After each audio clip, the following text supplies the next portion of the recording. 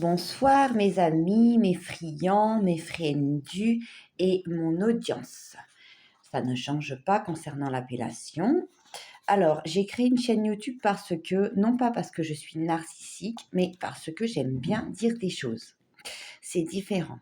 Et on ne peut pas le dire à n'importe qui dans la rue et tout le temps, tout le temps, tout le temps, tout le temps. Donc, hop, vous vous abonnez et comme ça, vous savez des choses. Et puis, moi, si j'ai envie d'en savoir sur vous, je fais pareil. Je m'abonne à votre chaîne.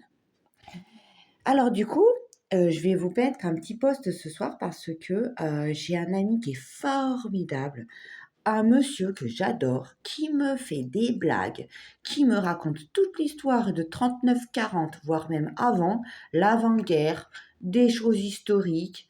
Il est très instruit, hein, très, très, très, très, très, très instruit.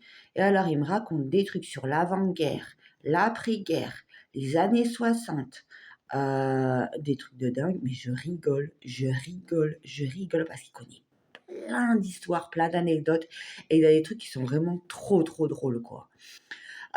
Donc ce soir, je vais vous présenter une petite création de ma part parce que moi, je fais de la peinture et donc voilà, je vous présente un petit tableau. Donc là, on a une petite chatte. Voilà, donc ça, c'est ma version numéro 2 de mon tableau. Moi, j'estime que c'est ma version un peu à la Rolling Stones, c'est-à-dire que le chat est un petit peu, un petit peu version grunge, quoi, hein, dans la peinture, voilà. Et donc, pour ceux qui comprendront les termes. Et puis là, j'ai ma version un peu plus méditerranéenne, moi j'appelle ça parce qu'il y a du bleu, que c'est un peu plus classique quand même, voilà. Et j'avais une toute première version qui était magnifique par contre. Mais j'arrive pas à mettre le doigt dessus. Alors, concernant les petites histoires de ce monsieur, qu'est-ce qu'il m'a raconté? Ah oui, alors je vais vous raconter donc l'histoire, comme ça au moins.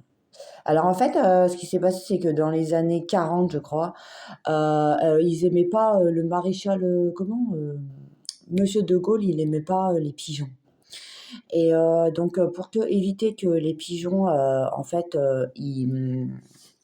pour éviter que les pigeons, en fait, ils se reproduisent trop, ils leur ont donné la pilule, des femmes des années 40 ou 60.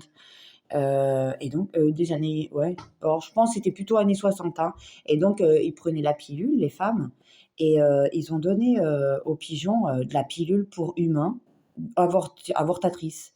Et donc, du coup, les pigeons, apparemment, ça n'a pas marché, hein, parce que le médicament n'a pas fait effet sur les animaux. En tout cas, pas sur des pigeons. Et donc voilà, alors c'était le maréchal de Gaulle qui a demandé à ce que le général de Gaulle qui a demandé à ce que concernant les pigeons, on leur donne des médicaments avortatifs et c'est une vraie histoire, hein, ça c'est la vérité, hein. Et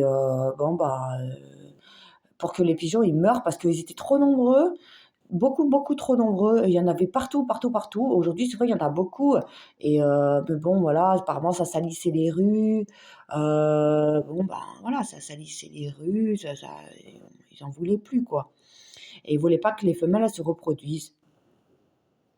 Donc, alors à mettre de la mort aux rats, des trucs comme ça, à l'époque, c'était un général, il avait décidé de mettre des pilules avortatives. Et ça n'a pas marché. Voilà, donc du coup, ça, c'est la petite histoire. Et écoutez, hein, voilà, pour le coup, c'était super. Je vous ai présenté des peintures, je vous ai parlé d'un très, très bon ami à moi qui me fait rire et on me raconte trop de trucs, trop, trop, trop de choses. Et c'est tout. Bonne soirée les friands, à bientôt.